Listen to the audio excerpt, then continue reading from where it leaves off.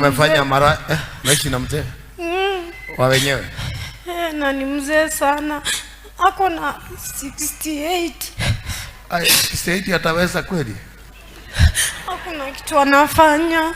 Unakaa naye? Unamdanganya vipi? Unamuita majina mazuri kama gani? Namuitanga mzee kijana.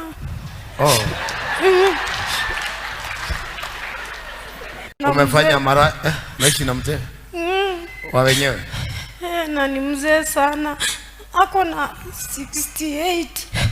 68 ataweza kweli? Hakuna kitu anafanya. Unakaa naye? Unamdanganya vipi? Unamuita majina mazuri kama gani? Namuitanga mzee kijana.